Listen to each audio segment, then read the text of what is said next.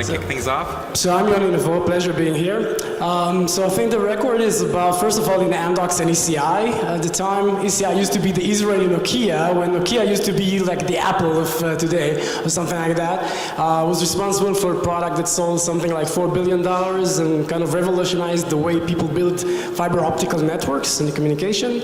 Then was responsible both in the United States and in Israel for a kind of ecosystem of startups, and then chased my own dream, establishing Cimagine, which was one of the pioneers in augmented reality from its inception, getting Coca-Cola and Staples and some other great customers, ended up with an acquisition.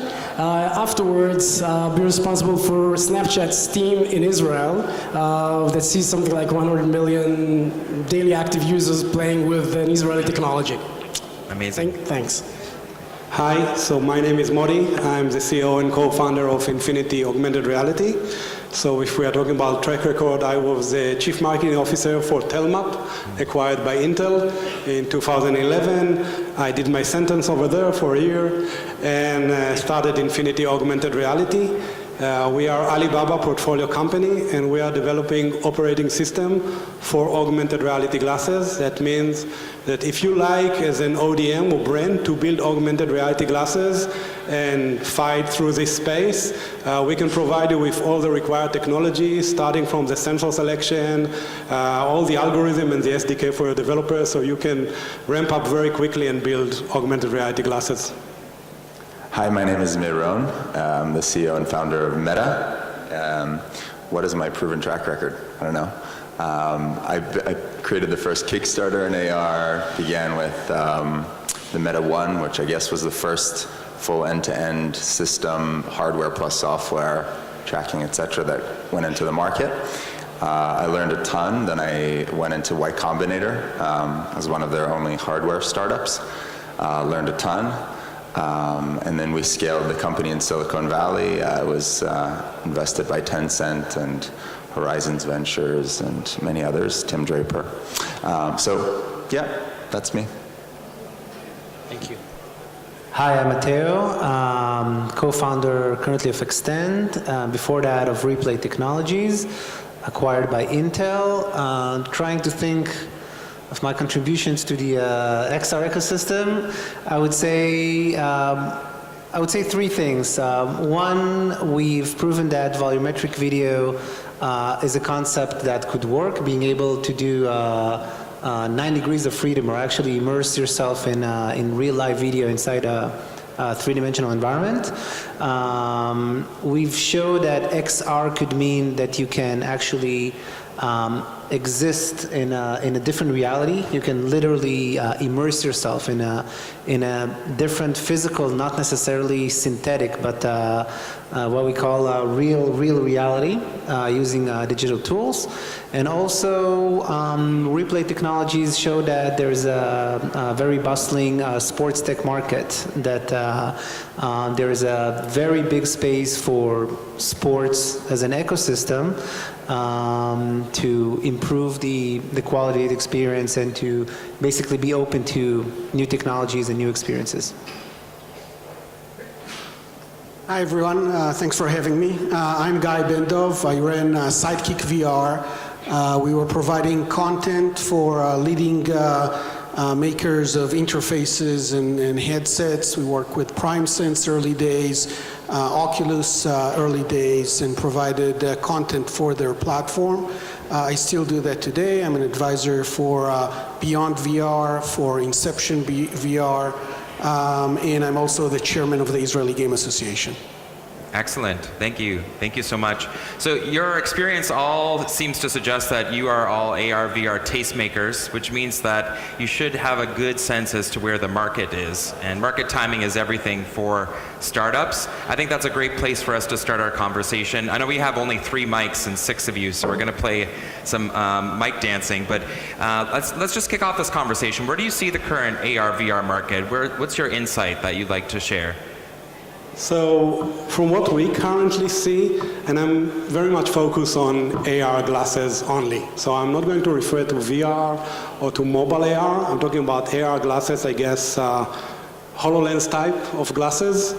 I think we are just beginning, okay? If you look at the amount of augmented reality glasses that really support SLAM and allow you to walk around an object in 3D space, the amount of glasses sold worldwide, including everybody here, HoloLens, and all the rest are, I would guess, over the last 3 years, 60, 70,000 glasses, that's it, which means most of them have been acquired by startups, developers, some enterprise who would like to test.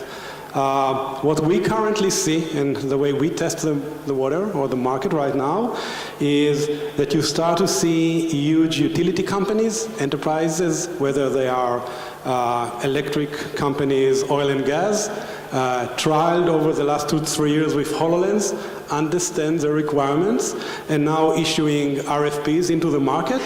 So I guess by the end of next year, we will start to see some Fortune 500 like electricity companies, oil and gas, airplanes company that are starting to use these augmented reality tools to support their employees. You know, just as the lady from Lockheed Martin showed us, that's where we are.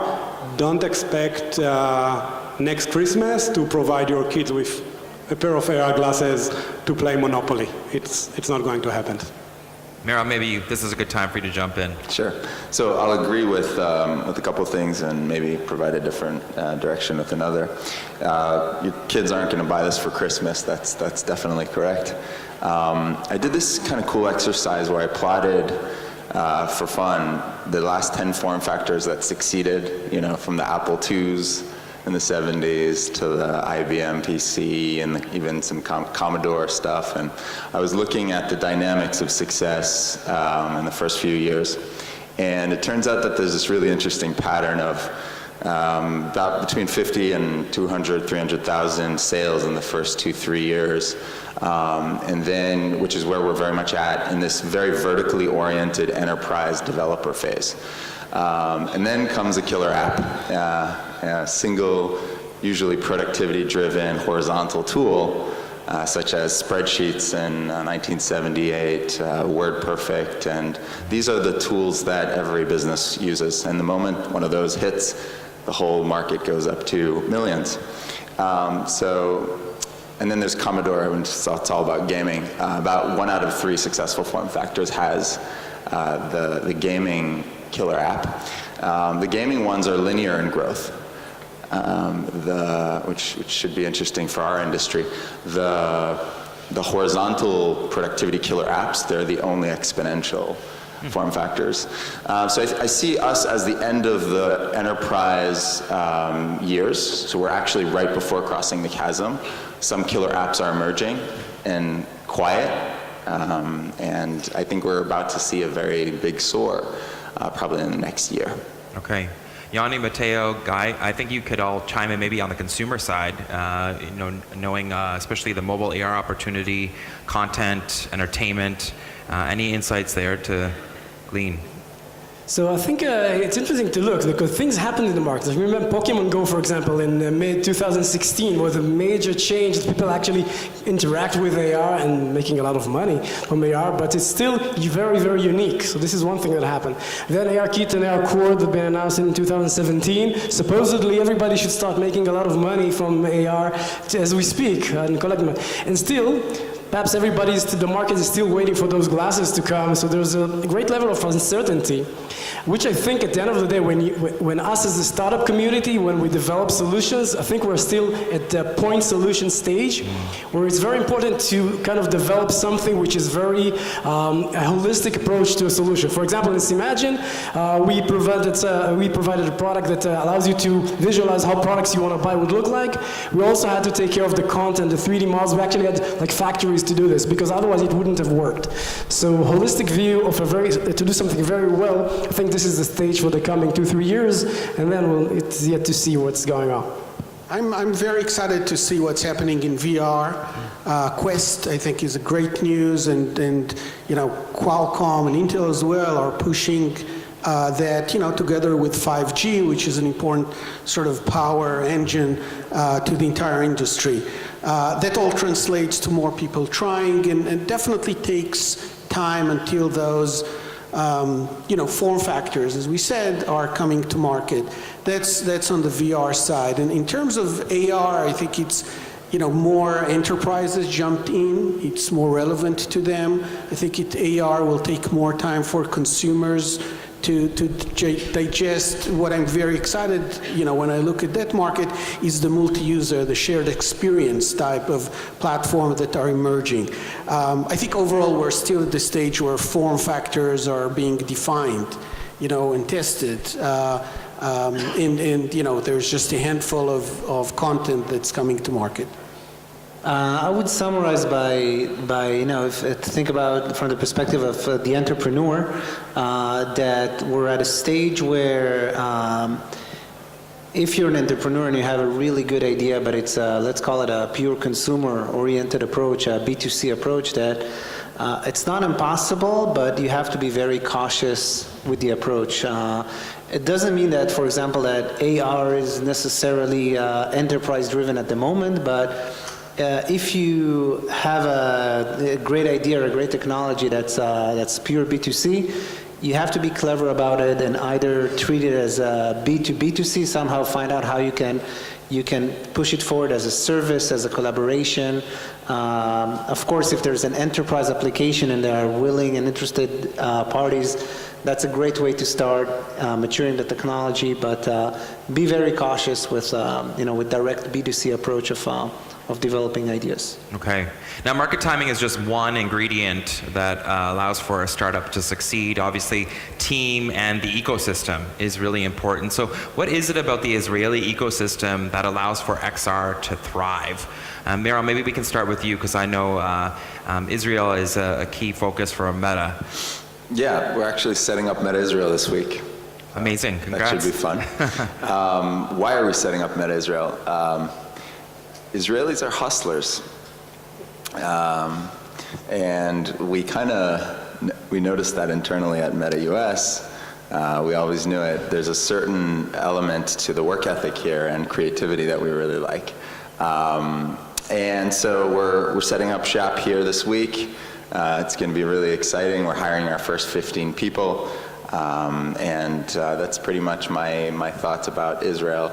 The army must do something magical to us here, and I think it's about getting big budgets in the intelligence corps in particular, but in other corps as well, being trusted with human lives. So it's like your KPI is a little bit higher than revenue perhaps, and then you just do what you can.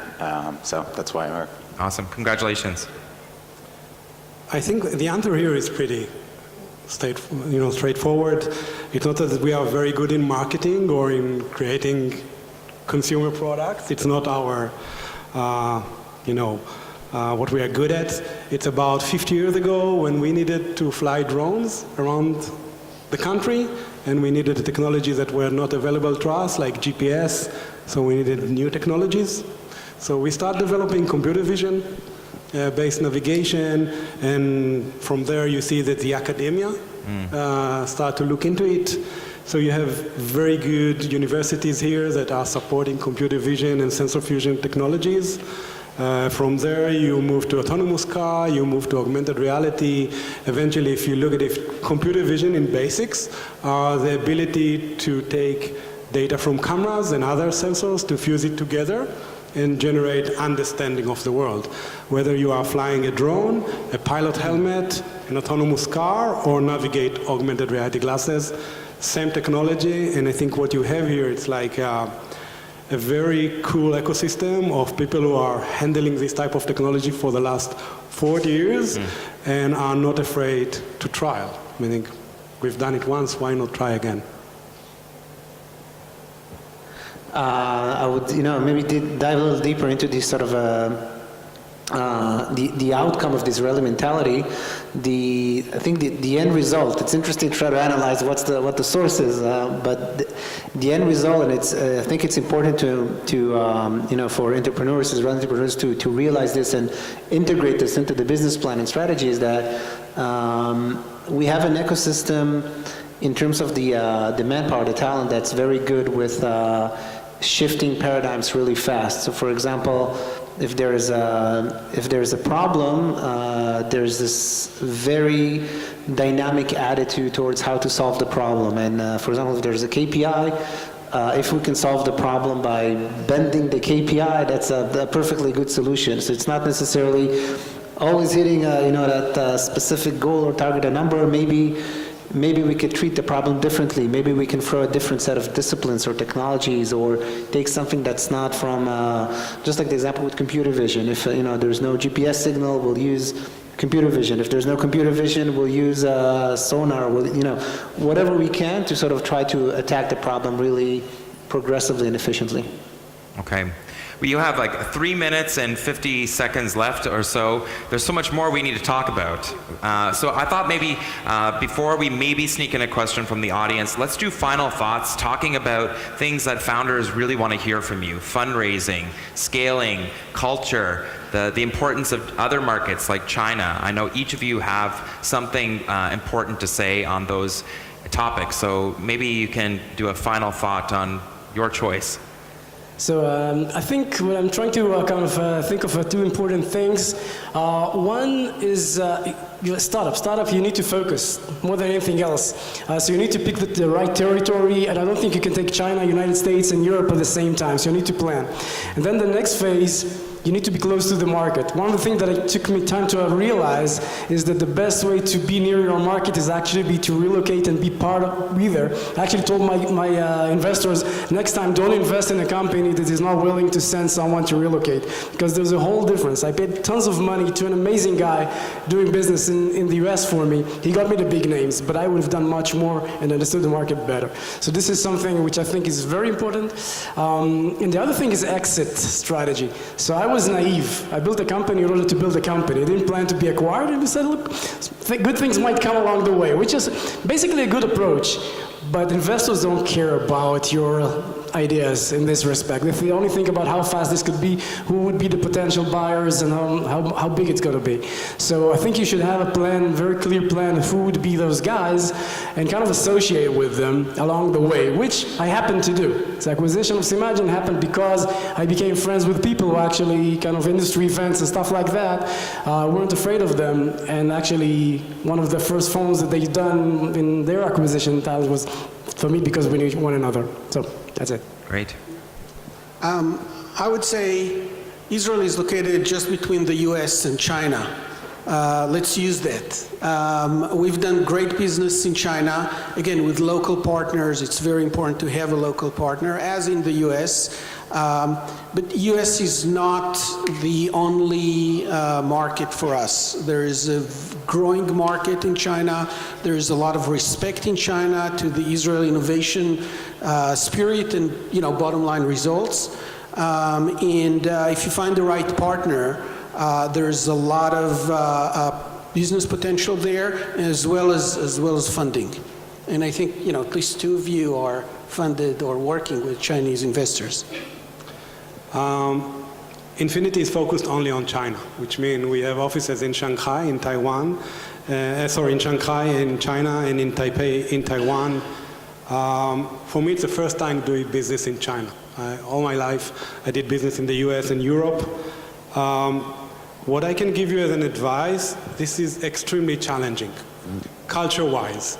How they treat agreements, IP, things are changing, but it's different than the way we do business in Europe and in the US. I think my best recommendation for you, if you want to target China, try to start in Taiwan. Taiwan is like a bridge between the Western world and China. When you start doing business there, you learn the culture, the language, how people are doing business, and then it's going to be much easier for you to penetrate the mainland. And that's what we did. We started in Taiwan. We onboard 3 huge ODMs as customers.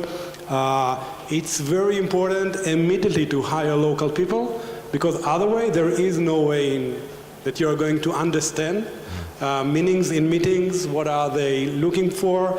So immediately hire local people, set the office over there, and listen to the people on the ground.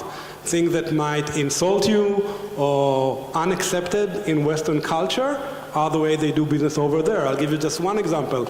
You negotiate a term, you say A, they say C, and you agree at the end of the day on B. You're happy. You're waking up this, next morning, the contract is in your email, and it say A again. What happened? At the beginning you are being assaulted, and then you understand, no, they are not very good on saying no on the phone. Okay? So don't be insulted, but rather understand their point of view. Okay. I would say, if I could choose one advice to starting entrepreneurs in this context, it would be that, especially when you're starting up, it's important to remember that this is usually it's basically a game over 9 out of 10 times, and I'm being gracious, and it's basically a rundown into that game over, and you should use, especially when starting out, you should use the maximum amount of ammunition you have to create traction, especially in a visual field like AR and VR. And it gets harder as you increase in value to actually say, oh look, we've done this, or we actually made some big achievement. It's more difficult as the business grows, but you need to remember that as your company is basically bigger and valued more, it reduces your risk of shutting down. Of course, it's much harder. The business is more difficult to manage. But if you look at starting out, we have a privilege that we live in this very visual field that you can really create a lot of impact and traction without a lot of resources. So. Okay. Meron, final words. Sure. I'll try and be tacit because we're over time, but I guess as advice for entrepreneurs, I think there's really only two phases to the business and to your evolution as founder, perhaps. There's the investment phase, and this is really important to remember as a technical founder, where you really want to double down on the cool tech and the badass, demos and products. And I think there's the investment phase, phase one, where you have to become a very, very good fundraiser, and just brush up on every single way you can do that or think about that. And then there's phase two, which is revenue. And you just have to be obsessed with market traction and growth. And the technology is just subservient to one of those two phases. That's really hard to remember and sometimes difficult. So that would be one little piece of advice. As to China, we did a lot of business in China. I think revenues, global revenues in HoloLens, for example, are coming in a large part from China, so we should all be hyper-focused on that from a revenue perspective. I would just advise the entrepreneurs here, it's very easy to only fundraise from that geo because there's infinite money that they want to pour down our throats, and perhaps as Israelis we want to accept that money and grow and move on with it. Cash is king. Diversify your investment portfolio beyond China. What's happening now between Israel and the US between US and China may very well happen between Israel and China. So we want to make sure that our investment portfolios are super diverse. That's all. Thank you. Thank you for all your wisdom, your insights, what you've done for the space. Big round of applause for our panelists, everybody.